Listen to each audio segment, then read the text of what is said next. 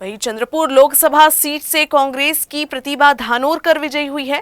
प्रतिभा धानोरकर ने भाजपा के सुधीर मुनगंटीवार को 2 लाख से भी अधिक वोटों से हराकर शानदार जीत हासिल की है। चंद्रपुर लोकसभा सीट इस बार लोकसभा चुनाव के पहले से ही काफी चर्चा में रहा था। पहले कांग्रेस के उम्मीदवार के नाम को लेकर शुरू चर्चा और बाद में यहां का चुनावी मुकाबला काफी रोचक रहा। इस सीट पर इस बार भाजपा और कांग्रेस में सीधा मुकाबला था। दोनों ही पार्टी से ऐसे उम्मीदवार उतरे जो पहली बार लोकसभा चुनाव में अपनी किस्मत आजमा रहे थे। भाजपा के सुधीर मुनगंटीवार और कांग्रेस की प्रतिभा धानोरकर वैसे तो चंद्रपुर जिले की राजनीति से पहले से ही वाकिफ थे, लेकिन दोनों के लिए ये पहला लोकसभा चुनाव था। वैसे मतदाताओं ने चंद्रपुर के दिवंगत सांसद बालू धानोरकर की पत्नी और कांग्रेस प्रत्याशी प्रतिभा धानोरकर को अपना पूरा समर्थन देते हुए उन्हें संसद में अपना प्रतिनिधित्व करने के लिए चुना है।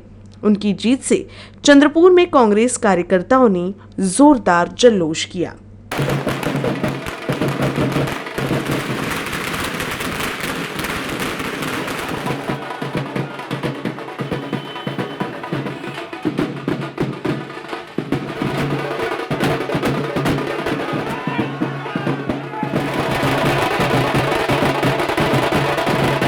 पण काय सांगाल, चंद्रपुरातील लोकसभेच्या काँग्रेसचा उमेदवार आपल्यासोबत आहे, जे मोठ्या विजयाकडे वाटचाल ते करत आहे, काही विजयाकडे वाटचाल होते किती काय सांगाल?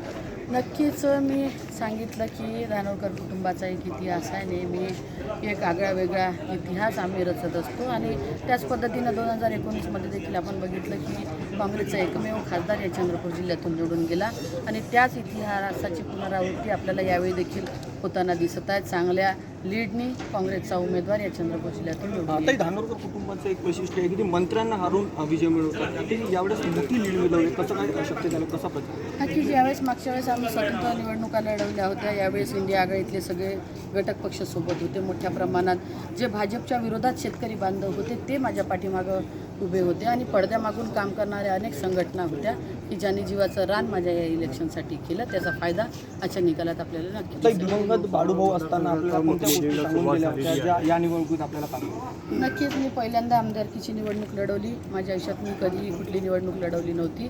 ती निवडणूक मी त्यांच्या नेतृत्वातच लढवली। ते राजकीय गुरु माझ्या मनाला हरकत नाही, त्यांच्या प्रत्येक मार्गदर्शनातच मी प्रत्येक निर्णय घेतले, काम केलं आणि आज शरीराने जरी नसले तरी मनाने त्यांचे आचार, त्यांचे विचार, त्यांची प्रेरणा कायम मला मार्गदर्शन करत राहते। जिल्ह्यासाठी नेमके कोणते निर्णय आता मोठे घेणार आपण संसदेत?